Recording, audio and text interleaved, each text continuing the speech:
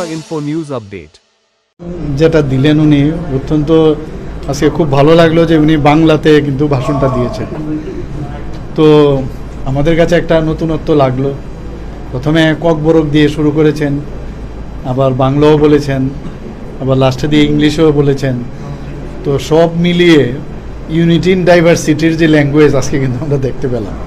এবং এই বিষয় নিয়ে তো আমাদের ত্রিপুরা সরকার কী সব কাজ করেছে, ত্রিপুরা সরকারের হয়ে উনি গভর্নর হিসাবে আজকে কিন্তু এখানে ওনার যে প্রতিবেদনটা এখানে দিয়েছেন, এবং সবকটাই কিন্তু অলরেডি মানুষ জানেও এই বিষয়গুলো নিয়ে। এবং কিন্তু আজকে উনি যখন এই বিষয়গুলো বলছিলেন, আপনারা দেখেছেন ট্রেজারি বেঞ্চ থেকে সবাই কিন্তু বারবার টেবিল চাপড়িয়েছে। অর্থাৎ এত এত কাজ এই গভর্নমেন্ট করেছে, এবং লাস্টে দিয়ে উনি বললেন আমি মেইন কথাগুলো খালি বললাম, বাকি এত কাজ এই সরকার করেছেন যে সময়ের কারণেও এটা একটা সমস্যা হয়।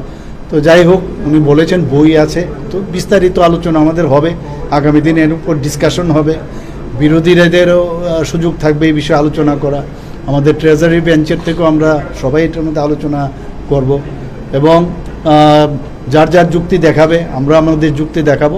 কিন্তু সর্বসাকুল্যে আমার মনে হয় খুব ভালো ওনার যে বক্তব্য আজকে উনি বিধানসভায় দিয়েছেন। স্যার, আপনি মুখিয়ে থাকে সরকারি কর্মচারীরা, এবারের বাজেটে সরকারি কর্মচারীদের জন্য কোনো সুখবর বা নিয়ে অ্যাডভান্স তো বলা ভেরি মুশকিল, এখন তো বাজেট তো পেশ হয়নি না, বাজেট পেশ হোক তারপরে দেখা যাবে।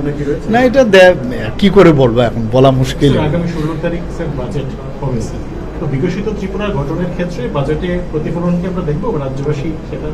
না, বাজেট তো হয়ই সাধারণ মানুষের জন্য, সব মানুষের জন্য এবং সর্বসাধারণের জন্য, সবার জন্যই আমরা এটার মধ্যে তাদের আগামী এক বছর আমরা কিভাবে আমাদের খরচ হবে, কি ডেভেলপমেন্ট হবে, সেগুলো নিয়ে তো আলোচনা হবেই। স্যার, গতকাল Subscribe to Tripura Info and press the bell icon so that you never miss any latest updates and news on Tripura.